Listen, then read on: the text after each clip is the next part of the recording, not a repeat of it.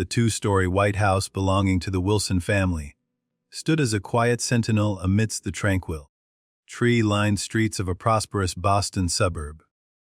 A crisp November morning had dawned, painting the sky with muted hues of gray and soft gold.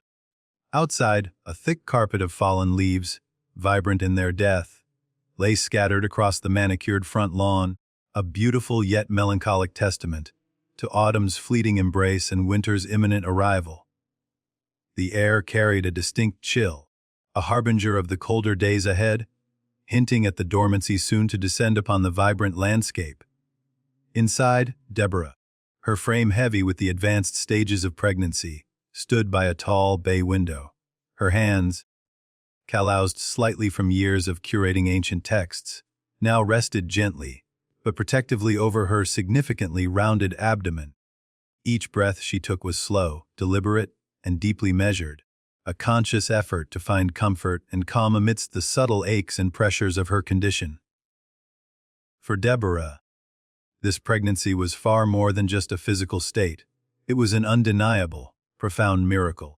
7 arduous years had been spent navigating the emotionally draining and physically taxing labyrinth of fertility treatments, a journey marked by countless disappointments and moments of soul-crushing despair.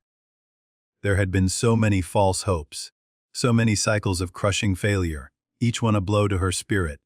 Yet, against all odds, just as she had begun to teeter on the very precipice of giving up, this tiny life had taken root within her. The sheer improbability of it all, the timing, the resilience, filled her with an overwhelming sense of gratitude. Every single morning, without fail, Deborah would close her eyes, her hands still cradling her burgeoning belly, and offer fervent, silent prayers of profound thanks for this precious, burgeoning life that was soon to join their family. It was a daily ritual, a quiet acknowledgement of the immense blessing bestowed upon her. "Mom, look! Look at my science project!" Lily's voice, bright and full of an 8-year-old's unbridled enthusiasm, sliced through the quiet morning air, echoing melodically from the living room below. It was a sound that always brought a smile to Deborah's face, a comforting anchor in her otherwise often anxious world. Slowly, carefully, Deborah began her descent down the carpeted staircase, each step a mindful negotiation with her shifting center of gravity. As she reached the bottom, her gaze settled upon her daughter, who stood beaming with pride beside a painstakingly constructed model of the solar system. Lily, her small chest puffed out, proudly presented her creation. The project was truly remarkable for a child her age. Each planet was meticulously placed in its correct orbital position, their sizes proportionally rendered, with an impressive degree of accuracy. The attention to detail, the delicate precision with which each element had been crafted, spoke volumes about Lily's innate sensibility, her keen eye, and her burgeoning intellectual curiosity. It was clear she hadn't just copied from a book. She had truly understood the concepts. "It's absolutely wonderful, Lily. You've truly paid attention to every single detail," Deborah praised, her voice warm with genuine admiration. She reached out, her fingers gently threading through Lily's soft, brown curls, a gesture of affection that always made her daughter melt. Lily's smile widened, her eyes sparkling with satisfaction at her mother's praise. It was no secret that Lily excelled in school. Her teachers consistently recognized her exceptional talents, particularly in the fields of science and art, often remarking on her unique ability to grasp complex ideas and express them creatively. She possessed a vivid imagination, one that often manifested in surprisingly mature observations or unexpected bursts of insight, occasionally catching adults off guard with her profound understanding of the world around her. "Are you going to show it to Dad? Will he be home late tonight?" Lily's innocent question, posed with the directness only a child can muster, caused a subtle, almost imperceptible shift in Deborah's expression. A faint shadow seemed to pass over her features, a fleeting cloud of concern. Her husband, Michael, a sales manager for a prominent medical equipment manufacturer, had indeed become increasingly preoccupied and elusive in recent months. His work demanded more of his time, pulling him away from home with alarming frequency. He traveled constantly, to conferences, to client meetings across states, leaving the family feeling a palpable void. The once vibrant home, often filled with Michael's boisterous laughter and engaging stories, now often felt quieter, emptier. Dad said he has a very important meeting with some clients, so he'll be a bit late today, Deborah explained gently, trying to keep her voice light and reassuring for her daughter. But you can definitely show him first thing tomorrow morning, sweetie.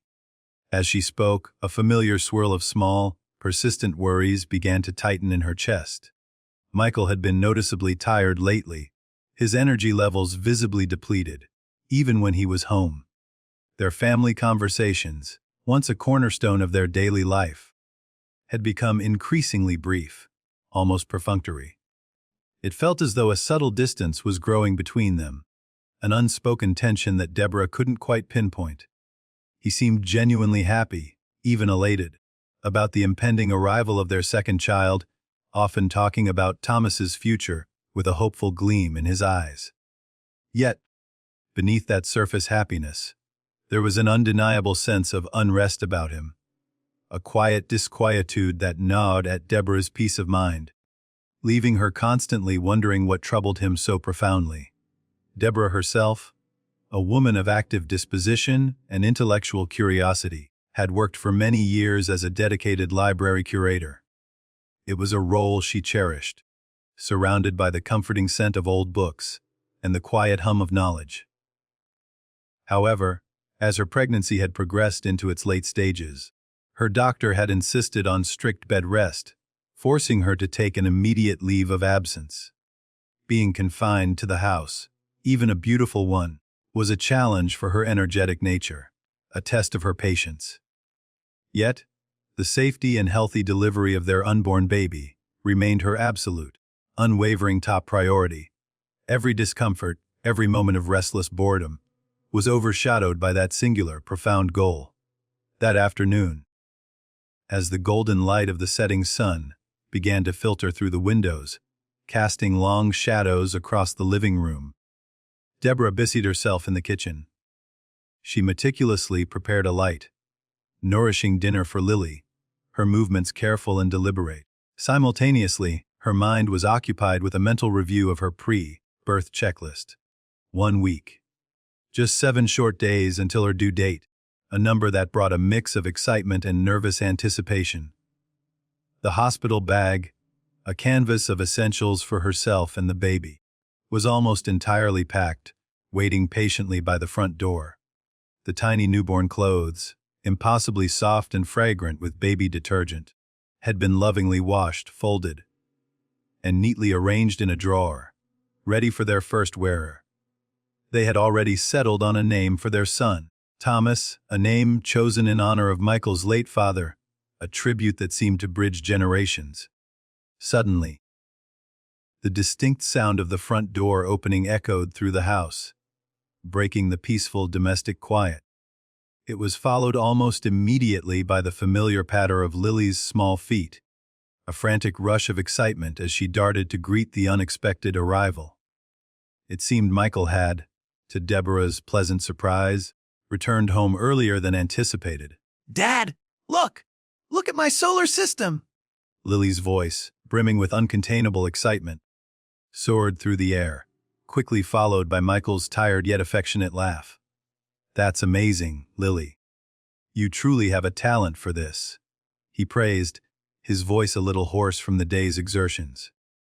Deborah emerged from the kitchen, wiping her hands on a dish towel, her own smile blooming to welcome her husband. Michael stood in the entryway, his face etched with visible signs of fatigue. His tie was loosened, hanging askew, and the collar of his dress shirt was noticeably wrinkled, betraying the long hours he had endured. He approached his wife, his eyes softening as he took in her large, beautiful belly, a silent acknowledgement of the miracle within. He leaned down, placing a gentle, Light kiss on her lips. The meeting ended earlier than I expected, he murmured, his voice a little wary. How are you feeling, my love? I'm fine. Deborah replied, her voice soft. My backache is a little, but the doctor assured me it's perfectly normal at this stage. That night, after Lily had been tucked snugly into bed, her dreams likely filled with stars and planets, the couple finally found a moment of quiet relaxation.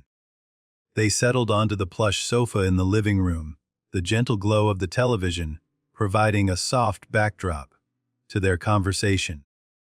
Michael draped his arm casually around Deborah's shoulder, pulling her closer, and buried his face in the comforting scent of her hair. Deborah, he began, his voice a low, unexpected murmur against her ear. I'm truly, profoundly happy I met you. Deborah was caught slightly off guard by this sudden, uncharacteristic surge of sentimentality from Michael. It was a sweet remark, but its abruptness made her pause. Michael then shifted the conversation, beginning to discuss their plans for the period immediately following the baby's birth. His parents, unfortunately, lived a considerable distance away, making it difficult for them to visit right after the delivery. Deborah's own parents, due to various health considerations, were also unable to travel long distances. After a brief discussion, they both concluded that their dear friend Carol would undoubtedly be their most reliable and indispensable source of support during this crucial time. Carol was a rock, dependable and kind. Late that night, as the house lay shrouded in the deep quiet of pre-dawn hours, Deborah suddenly awoke with a jolt. A searing, intense pain ripped through her abdomen, quickly followed by another, then another. There was no mistaking it. Labor had begun, a full week ahead of her official due date. A surge of adrenaline, mixed with a healthy dose of fear, coursed through her veins. Michael, who was scheduled to leave for a 2-day business trip first thing in the morning, was roused by her sharp intake of breath. He quickly sprang into action, his movements a flurry of sleepy confusion and urgent preparation. I'll call Carol, Deborah managed to say, her voice strained as she fought to breathe through a powerful contraction. You should still go on your trip. This might take a while, and you have important obligations. Michael looked at her, his face a mixture of concern and indecision. He hesitated for a long moment, clearly torn between his work responsibilities and his desire to stay by her side. But eventually, seeing the calm determination in Deborah's pain-filled eyes, he reluctantly agreed to her suggestion. Carol, true to her reliable nature, arrived promptly, her face etched with concern but her actions swift and efficient. She immediately began to assist Deborah, helping her get ready for the hurried trip to the hospital. Before they left, a small, half-sleepy figure emerged from Lily's bedroom. With eyes still heavy with sleep, Lily said in a small, almost whispery voice, "Mom, Dad, please come back soon." With the baby. Her innocent plea hung in the air, a poignant reminder of the new life awaiting them. By the time Carol and Deborah reached the hospital, the contractions, initially spaced, were now coming closer and closer together, their intensity increasing with each wave. The delivery, it seemed, was progressing far more rapidly than anyone had anticipated. Carol, ever practical and efficient, immediately contacted the hospital staff and then called Michael, informing him of the surprisingly fast-paced situation. The next hours blurred into a haze of intense pain, relentless pushing, and what felt like an eternity of agonizing labor. Deborah pushed with every fiber of her being, summoning reserves of strength she didn't know she possessed. Finally, after what felt like an endless struggle, the room was filled with a tiny, triumphant cry. Deborah had given birth to a healthy, beautiful baby boy, Thomas Wilson. The sheer exhaustion that washed over her was immense, a profound weariness that settled deep into her bones. But as the tiny, warm bundle was placed gently into her arms, that fatigue was instantly eclipsed by an overwhelming surge of love and awe. Thomas, so small, so perfect, breathed quietly against her chest, his tiny heart beating a soft, steady rhythm against her own. It was a sound, a feeling, that instantly erased all the pain, all the years of longing, and replaced it with an indescribable peace. A day after giving birth, Deborah lay quietly in her hospital bed. The soft morning light filtering gently through the window, painting stripes across the pristine white sheets. Postpartum fatigue still lingered. A heavy cloak draped over her body, and a dull, persistent ache resonated through her muscles. Yet, the comforting presence of little Thomas, sleeping peacefully in the bassinet positioned right beside her bed, provided an unparalleled source of solace. Each soft breath, each tiny movement, was a balm to her weary soul. The streaming sunlight, growing brighter with each passing minute, seemed to announce the hopeful start of a brand new day, a fresh chapter. A soft knock sounded at the door, and then Michael entered, a vibrant bouquet of flowers clutched awkwardly in his hand. He had clearly rushed back, having returned immediately from his business trip, the moment he received the news of Thomas's birth. He moved quickly, almost stumbled, to his wife and new son, his face a mixture of relief and paternal pride. "Deborah, my love, you did so incredibly well," he murmured, his voice thick with emotion. "He's perfect. Absolutely perfect." Michael gently, almost reverently, picked up the tiny infant, gazing at him with an expression of profound admiration, as if beholding the most precious jewel. However, despite Michael's tender words and seemingly joyful demeanor, Deborah sensed something subtly amiss in his behavior. Something felt off. While he appeared genuinely happy about his new son, there's an underlying restlessness about him, a nervous energy that he couldn't quite conceal. He seemed distracted, his gaze occasionally darting towards the hallway, as if expecting someone, or perhaps trying to avoid someone. "Is something bothering you, Michael?" Deborah asked, her voice soft but direct, her intuition already pricking at the edges of a nascent suspicion. Michael hastily shook his head, perhaps a little too vehemently. No, nothing at all. I'm just waiting for a call from the office. They're still contacting me, despite the situation, you know. I'm sorry." His explanation sounded perfectly reasonable, logical even, yet Deborah's inner voice, a quiet but persistent whisper, told her otherwise. The unease persisted. Their conversation was abruptly interrupted by the cheerful entry of a nurse into the room. She wore a neat uniform and a name tag that read, "Rachel." With a bright, almost overly enthusiastic smile, she began her routine check of Deborah's post, delivery condition. "How are you feeling this morning, Mrs. Wilson? Has the pain subsided at all?" Rachel inquired, her voice lilting and professional. As she took Deborah's blood pressure, she cast a friendly, almost flirtatious smile in Michael's direction. Michael, however, merely offered a brief, almost curt nod in response, his eyes quickly averting from hers, his gaze flitting away as if uncomfortable. "It's a little better, thank you, Rachel," Deborah replied, her gaze lingering on the interaction, or lack thereof, between her husband and the nurse. Rachel finished her checks, and then handed Deborah a small pill. "This is a painkiller prescribed by the doctor. Please take it with some water." After Deborah swallowed the medication, Rachel nodded with an air of satisfaction, made a few notes on her chart, and then, with another bright smile that didn't quite reach her eyes, she left the room. Michael quickly followed her out, mumbling something about needing to make a work call. Left alone in the quiet room, Deborah suddenly felt an overwhelming wave of drowsiness wash over her, like a heavy blanket descending. The painkiller, she thought, seemed unusually strong, disproportionately potent for the mild discomfort she was experiencing. She tried to resist the encroaching sleep, to keep her mind clear, but her eyelids grew impossibly heavy, her thoughts becoming thick and hazy. Within moments, she succumbed, drifting into a deep, profound sleep. When Deborah finally awoke, the room felt different. A different nurse, one she hadn't seen before, stood by the bassinet, gently holding Thomas.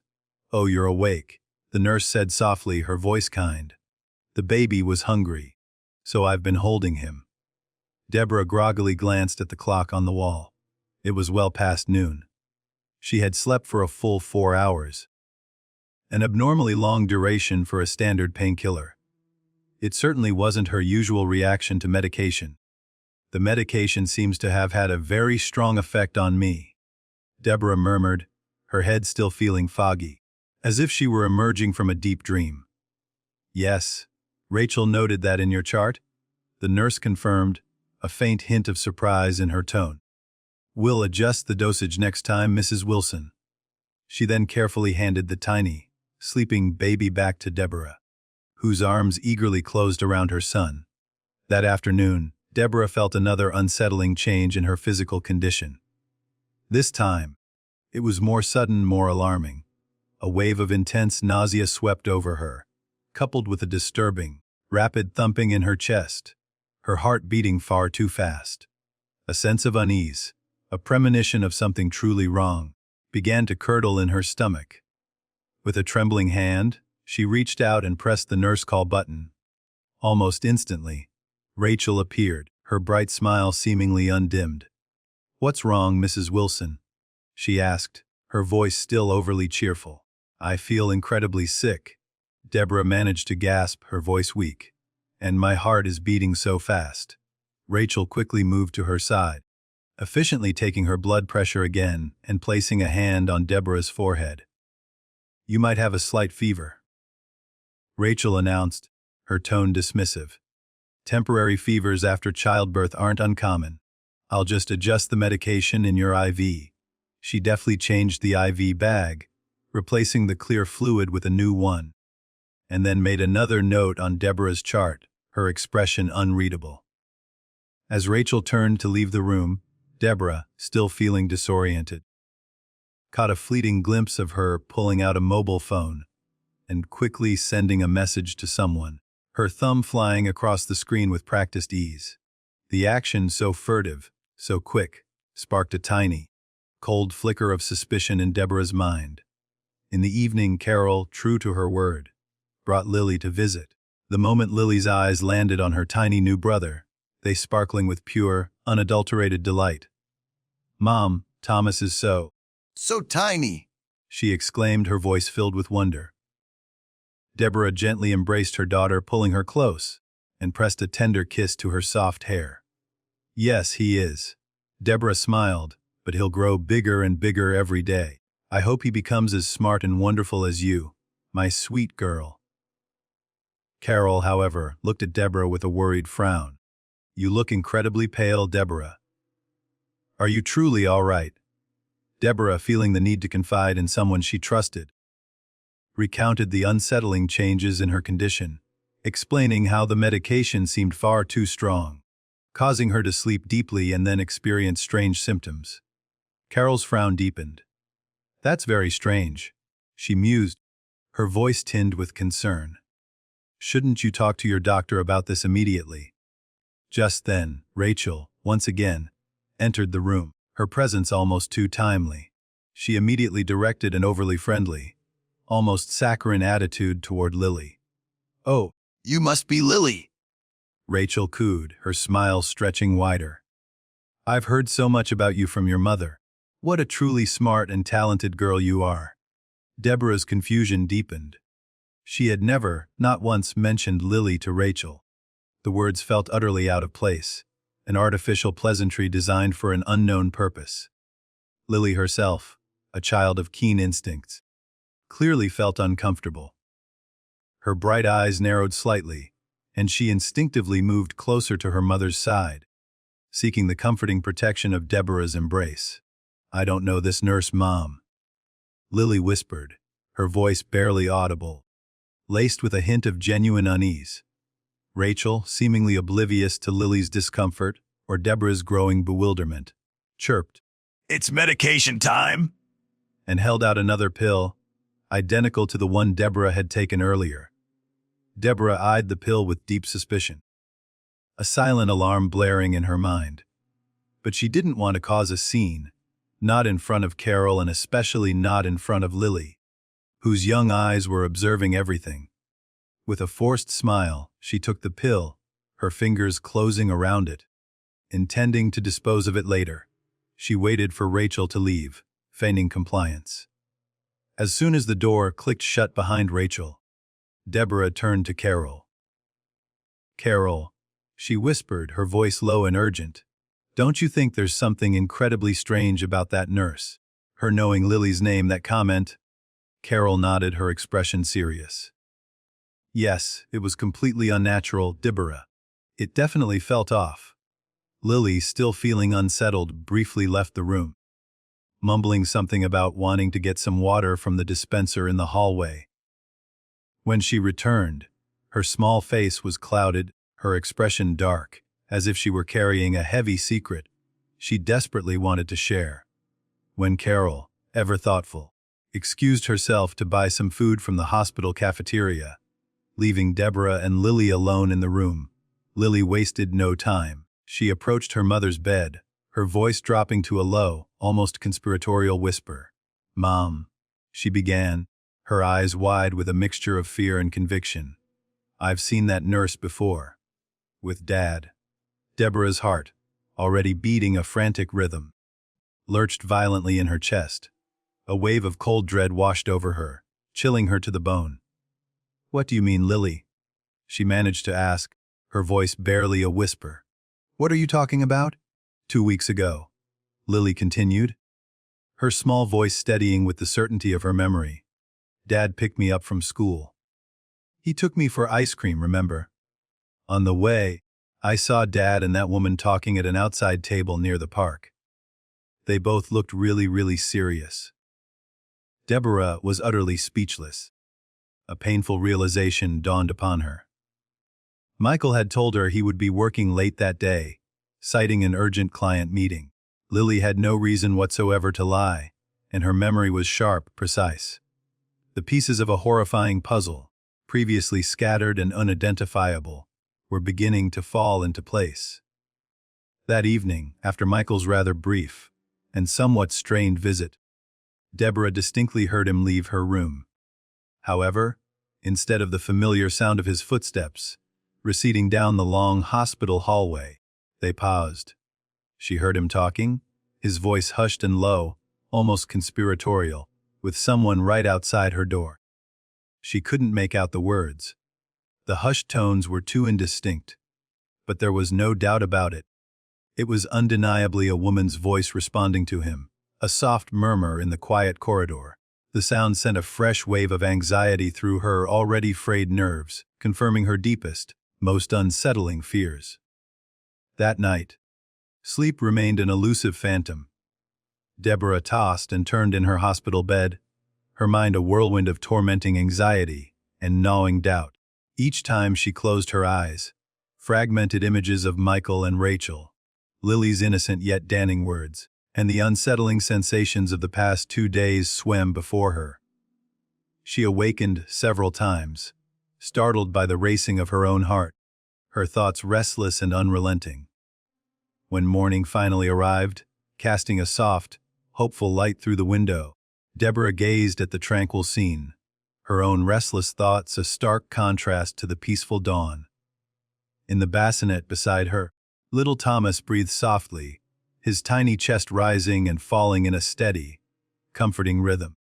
Feeling the incredible fragility and immense preciousness of this small, utterly dependent life, Deborah reflected on what Lily had told her the day before. "I saw Dad with that nurse." The words echoed in her mind, clear and undeniable. Suspicions about Michael, ugly and insidious, were now gnawing relentlessly at her heart, devouring her peace of mind. She had sensed changes in his attitude, a subtle shift, even before Thomas's birth, a growing distance that troubled her. But she had never, not even in her wildest, darkest nightmares, imagined he might be involved with another woman, let alone one who was her own nurse, the person entrusted with her care. A throbbing headache began to bloom behind her eyes, a physical manifestation of her emotional turmoil.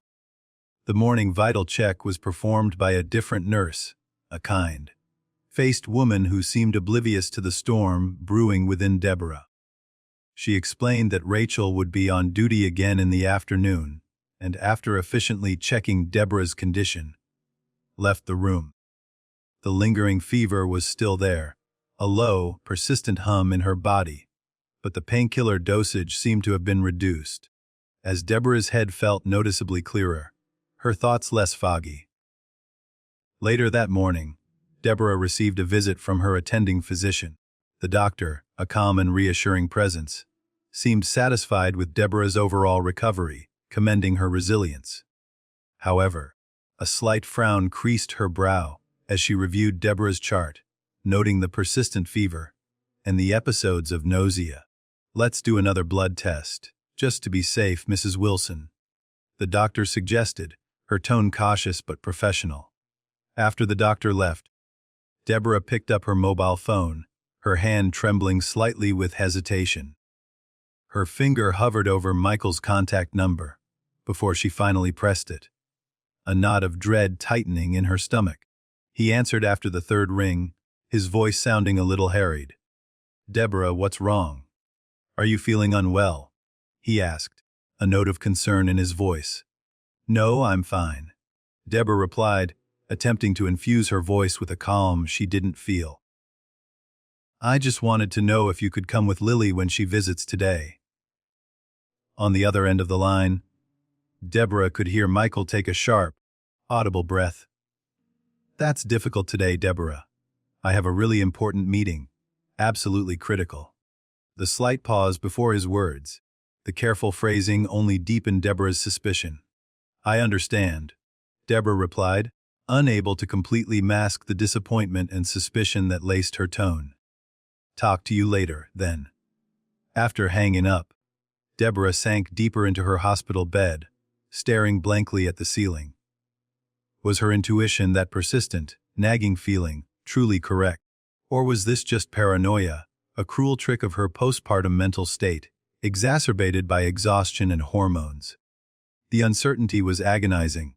At lunchtime, Rachel appeared again, her usual cheerful demeanor firmly in place, but Deborah noticed a chilling detail: her eyes, usually bright, held a cold, unwavering intensity that contradicted her smile.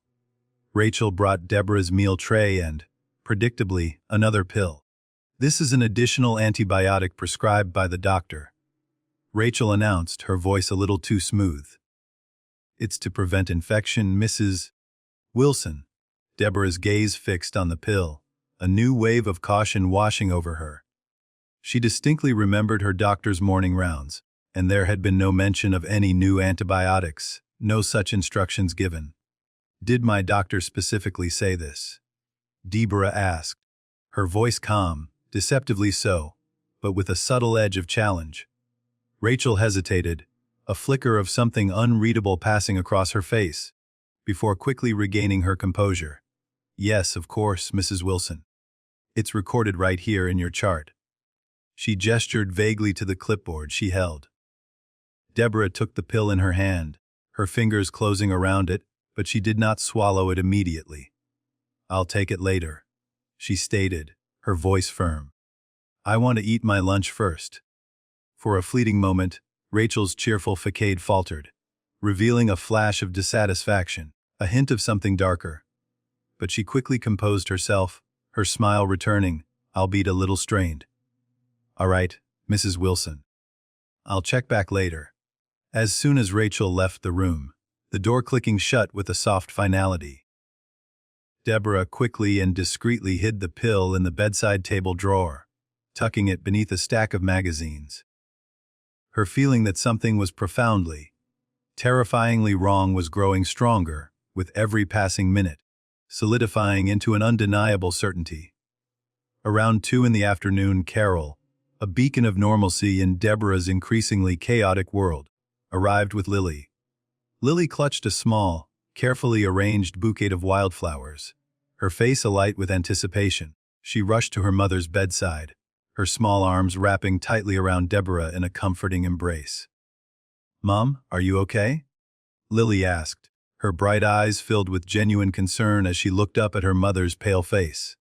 "Yes, I'm fine, sweetie," Deborah smiled, but the smile felt brittle, not quite reaching her eyes. Carol, ever helpful, picked up Thomas, who was starting to stir in his bassinet, and began gently rocking him. Deborah, I'm going to buy some drinks from the cafeteria. What would you like, Lily? She asked, her voice warm. Apple juice. Lily answered enthusiastically, her earlier concern momentarily forgotten. As soon as Carol left the room, the door closing softly behind her, Lily's demeanor instantly shifted. Her innocent, childlike expression hardened, becoming serious, even grave. She moved closer to her mother's bed, her small body pressed against Deborah's side, and spoke in a low, urgent whisper, her voice barely audible. "Mum," she began, her eyes wide with a mixture of fear and conviction. "I saw that nurse again today. She was talking with Dad in the hallway." Deborah's heart, already a frantic drum in her chest, began to race, thumping against her ribs like a trapped bird. "When, Lily?" "Just now," she asked, her voice barely above a whisper, afraid to make a sound that might carry. "Just now." When we arrived at the hospital, Lily confirmed, her eyes reflecting a profound, unsettling fear. "They didn't notice us. But Mom, she had a really scary face. And she told Dad something." Deborah squeezed her daughter's hand, her fingers trembling. "Lily, what do you mean? What did she say?" She pressed, her voice urgent now. Lily moved even closer, her breath warm against Deborah's ear as she whispered, her voice an almost inaudible tremor. "She told Dad, 'We'll do it today,' and Dad said, 'Not yet.'" "Mom, is she going to do something bad?" Deborah gasped, a silent, icy shock seizing her. Children's intuition, she knew, was incredibly sharp, unclouded by adult complexities or rationalizations. Lily had sensed something far more sinister than a mere affair. She had overheard a fragment of a truly horrifying plot. Deborah herself had felt the undeniable strangeness about Rachel's behavior, the overly strong effect of the painkiller, the unsettling knowledge of Lily's name, and then this morning's suspicious antibiotic. It was all connected. A dark, terrifying tapestry was rapidly unfolding before her eyes. Suddenly, the muffled sound of voices could be heard from the hallway, growing closer. Lily, with a startling burst of urgency and a wisdom far beyond her 8 years, quickly stood up. She listened intently towards the door, her small body rigid with concentration. Then, with a determined, resolute expression on her face, she quietly began to draw the thick, light-blocking curtains in the hospital room, plunging the space into a dim, secretive twilight. "Lily, what are you doing?" Deborah whispered, her voice laced with confusion and dawning alarm. Without turning around, her focus absolute, Lily simply stated, "Mom, she's coming." After closing the curtains, Lily rushed back to her mother's bed. Her small face was deadly serious, her eyes gleaming with an unusual, fierce resolve. "Mom, you need to get under the bed right now." Deborah felt a jolt of raw fear, but she also recognized the urgency and profound fear in her daughter's voice, the unshakable certainty in Lily's eyes. It was a wisdom and determination that transcended her tender age. Deborah acted without hesitation, her maternal instincts kicking in with primal force. She gently, carefully, picked up Thomas, cradling him securely in her arms, and then, dragging the IV stand with her, she slowly maneuvered herself to the side of the bed. "Lily, you come too," she instructed, her voice low and steady despite the pounding of her heart. She first knelt on the cold linoleum floor, her postpartum body still aching, but she ignored the pain, her mind fixed solely on survival. Still holding her precious baby, she carefully slid herself, inch by agonizing inch, under the narrow space beneath the hospital bed. Lily, quick and agile, quickly crawled in beside her mother, her small body pressing close against Deborah's side. As the two of them held their breath, huddled in the claustrophobic darkness beneath the bed, they heard the hospital room door slowly creak open. Quiet, deliberate footsteps entered the room, approaching the bed. Deborah gently, almost imperceptibly, rocked Thomas, praying he wouldn't cry, holding her own breath until her lungs burned.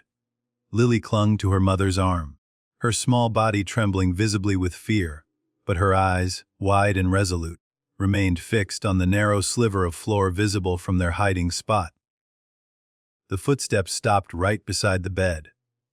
There was a faint sound, like someone touching the pillow on the mattress above them. "Where did she go?" a woman's voice muttered, her tone laced with a chilling mix of confusion and irritation. It was Rachel. Deborah's heart pounded violently against her ribs, a frantic drumbeat of terror. Suddenly, she felt Lily's small, trembling hand reach up and gently, but firmly, cover her mouth. Lily was warning her mother, a silent command to stay absolutely quiet. "Smart girl." Deborah nodded slightly, a silent acknowledgement of her daughter's incredible presence of mind, and gently squeezed Lily's hand in return, a promise of shared resolve.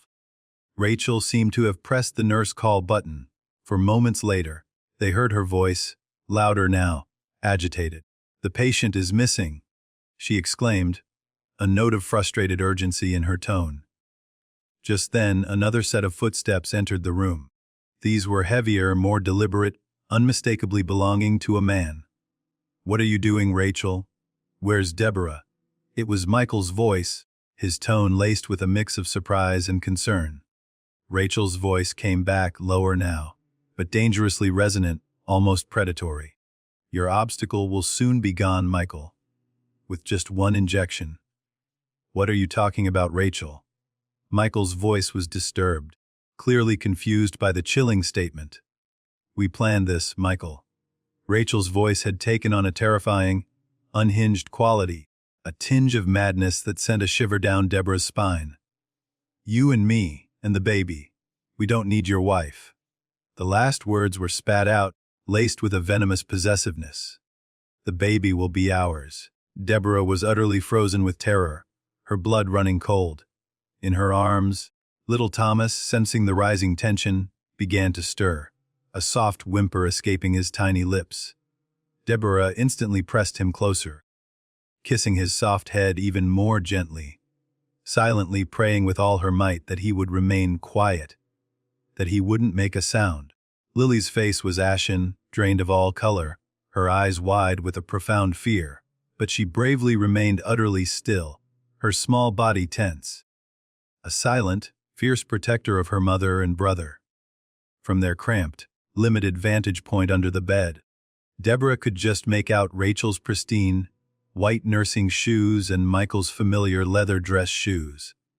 They were standing face to face, locked in a terrifying silent tableau.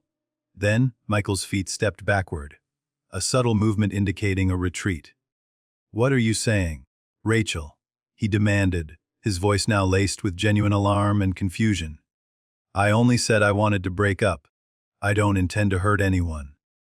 A small, flickering array of light, a tiny spark of something akin to relief, shone briefly in Deborah's heart.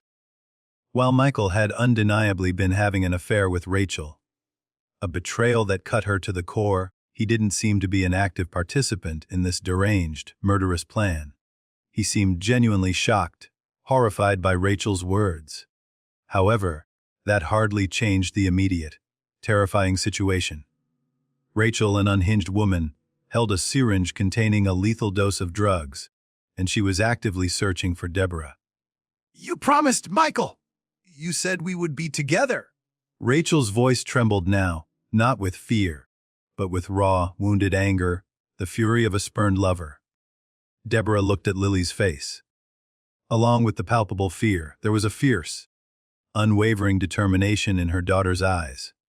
Lily gently pointed to her mother's arm, her small finger indicating the watch, like nurse call button attached to it, a silent but powerful reminder. Deborah understood immediately. She nodded slightly, a silent acknowledgement of Lily's quick thinking. It was a desperate race against time. From their restricted view under the bed, they could still see Rachel's and Michael's feet, still facing each other. A silent, tense standoff. "You promised me a future together." Rachel's voice was growing louder now, her control slipping, the madness becoming more overt. If she were gone, we could be a perfect family. Just you, me, and the baby. Are you insane, Rachel? Michael's voice shook now, not with fear, but with pure, unadulterated anger. I only said I wanted to end our relationship. I only said I wanted to end our affair. I never ever talked about hurting Deborah or Lily or the baby. Under the bed, Deborah stiffened, hearing her name, Lily's name, Thomas's name, uttered in such a terrifying context. Beside her Lily, her small body trembling, silently wept, tears streaming down her pale cheeks. Deborah gently embraced her daughter, pulling her closer, trying to offer what little comfort she could in their dire situation, her hand stroking Lily's hair. Thomas, miraculously, remained with his eyes closed, barely breathing, a silent, fragile presence in the heart of the storm. Break up. Break up with me. Rachel's voice had turned cold, sharp, and dangerously devoid of emotion. Didn't you tell me things weren't going well with your wife, that you didn't even want a second child? I did say that, Michael admitted, his voice gaining a strained composure now, as if he were trying to reason with a madwoman. But it was from pre-birth anxiety, Rachel. The moment I saw Thomas, the moment I held him, my thinking changed. Everything changed. His voice was firm, desperate to convey his sincerity. Rachel, please calm down. Nothing irreversible has happened yet. Put down that syringe, and let's talk. We can fix this. Deborah had a complex swirl of feelings about her husband's words. His admission of the affair still stung, a deep, festering wound of betrayal. She knew, at that moment, that she couldn't simply forgive him for his infidelity. But at least, now, he was trying to protect his family, their family. He was trying to protect her, even if his actions had put them in this horrific predicament. Rachel's foot took a decisive step forward, the sound chillingly clear in the silent room. It's too late, Michael, she declared, her voice a chilling monotone. I've planned everything. Deborah's illness, the overdose of medication. It's all my doing.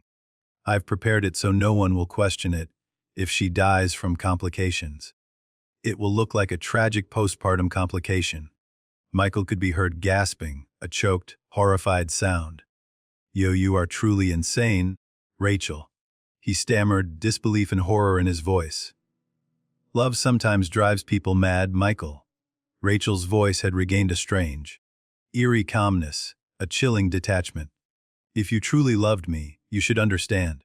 This is for our future. Deborah felt the blood in her body freezing in her veins. Rachel was completely, utterly insane.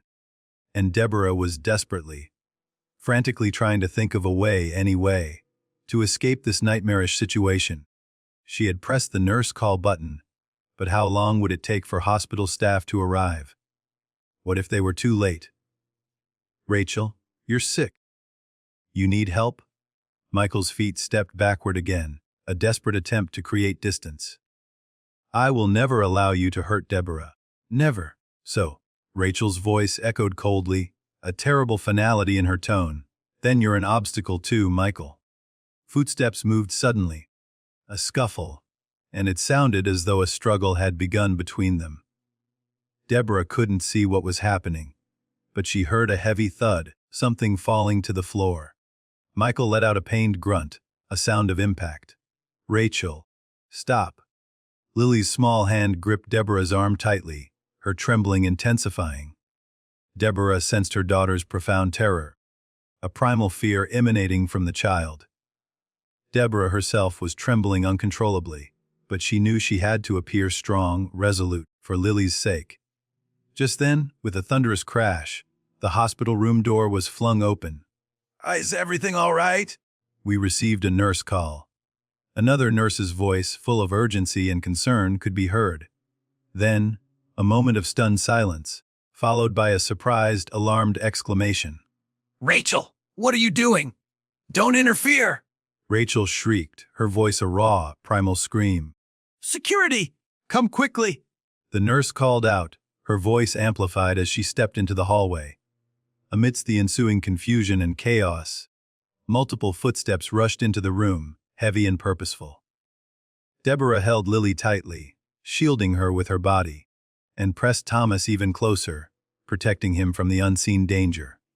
"She has a syringe," someone shouted, a note of horror in their voice. After a brief commotion, a flurry of grappling and struggling, the room suddenly fell silent. "It's safe. We've restrained her," a man's voice announced, calm and authoritative, cutting through the lingering tension. Deborah took a deep, shaky breath, her lungs burning from the prolonged holding of it. The immediate danger had passed. A decision formed in her mind. "Lily, it's okay now," she whispered, her voice still trembling slightly but firm. "Let's come out." Slowly, cautiously, she began to crawl out from under the bed, pulling her postpartum body, still stiff and sore, into the light, holding Thomas securely in one arm and leading Lily by the hand. She stood up, met by the wide, stunned expressions of everyone in the room. There were 2 nurses, 2 burly security staff members, and Michael, who stood, disabled and pale, with fresh scratch marks clearly visible on his face, his shirt askew. Rachel was being firmly restrained by the security guards, struggling wildly, her face contorted in a mask of pure rage and defiance. A glint of metal caught Deborah's eye on the floor. The syringe had fallen from Rachel's hand, lying innocently deadly on the linoleum. "Deborah," Michael gasped, his eyes wide with shock and disbelief, a mixture of horror and relief. "You were under the bed." "I hid with Mom," Lily said in a small, shaky voice, her eyes still wide with fear as she pointed at Rachel. "I was scared of that woman." Seeing Deborah and Lily, and realizing her plan had been foiled, Rachel began to struggle even more violently against her restraints, letting out a frustrated roar. You ruined everything.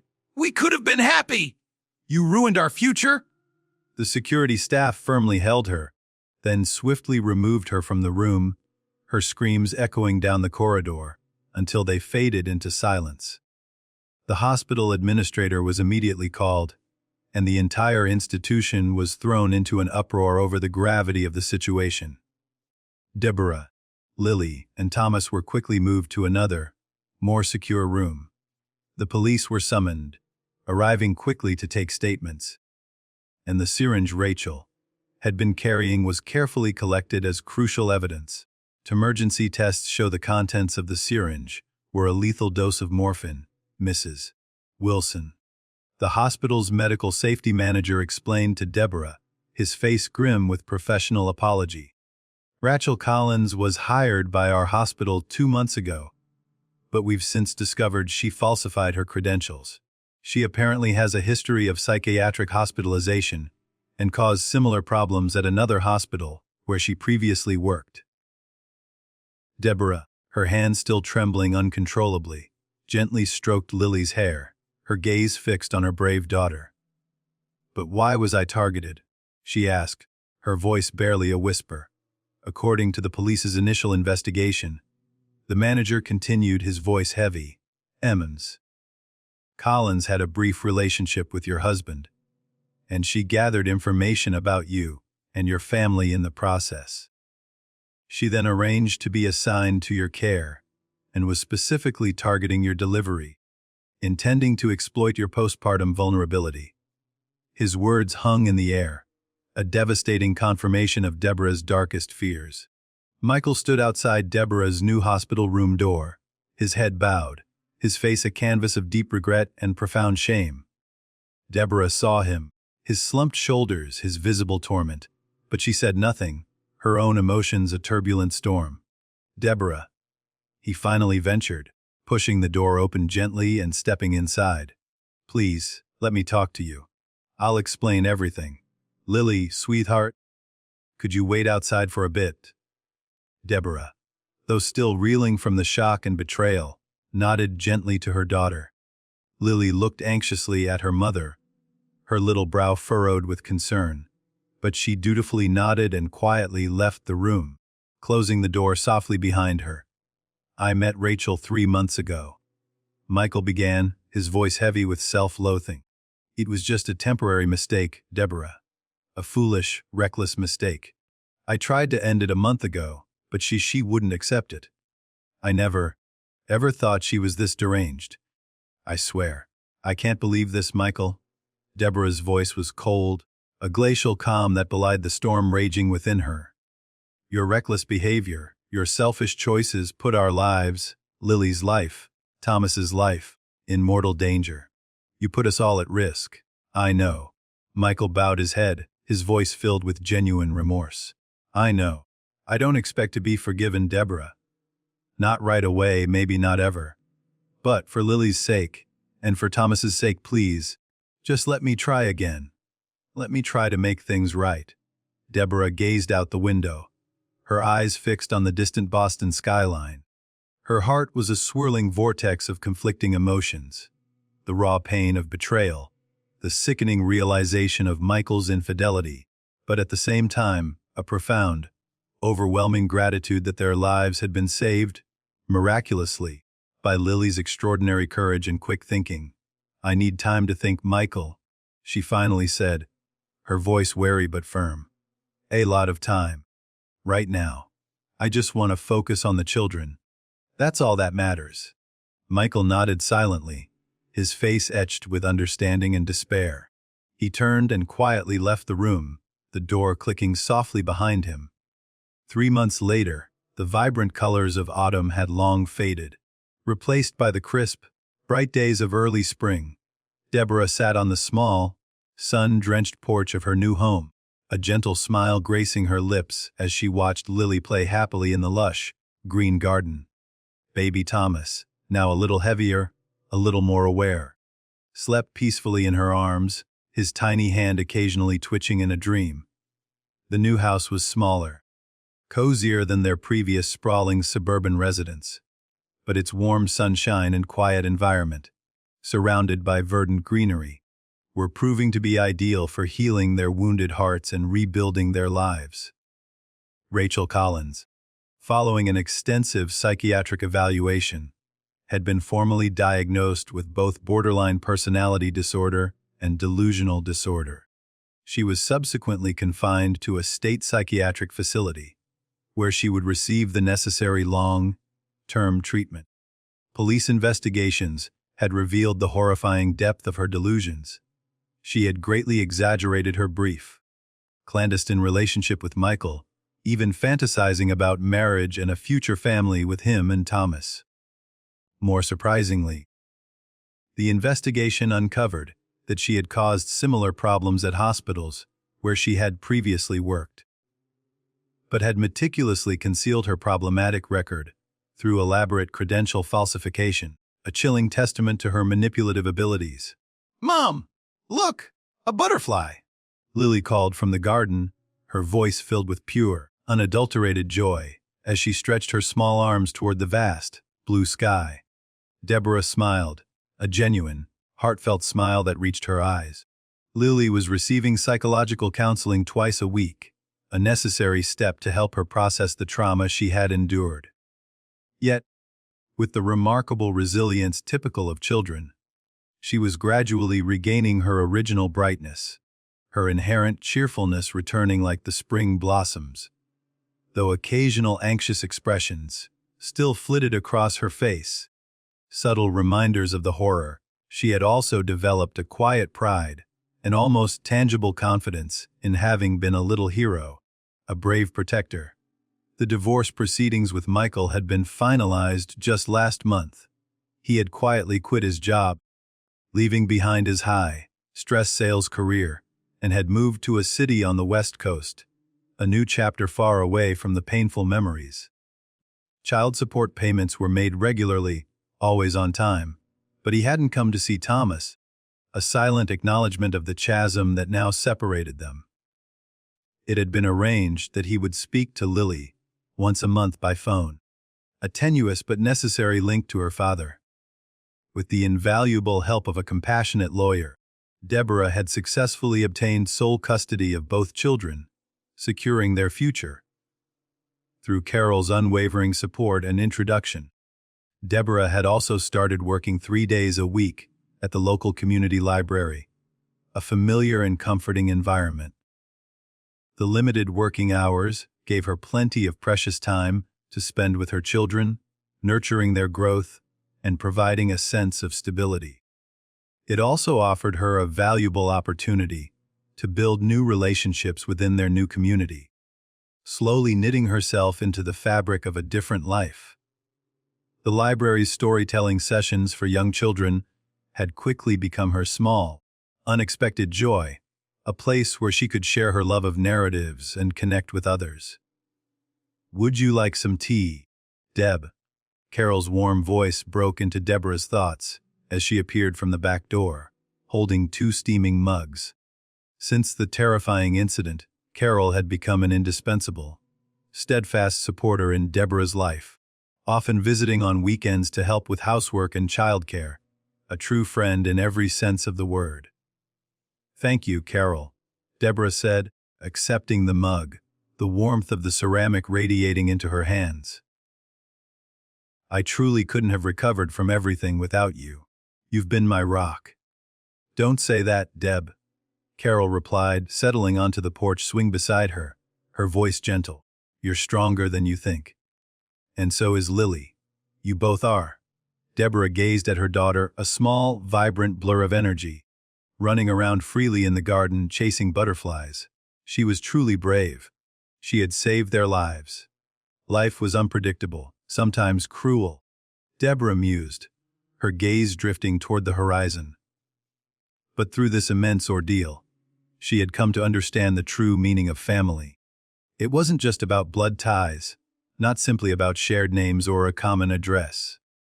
It was about profound bonds forged in adversity, where people protected and trusted each other, where love was tested and ultimately strengthened.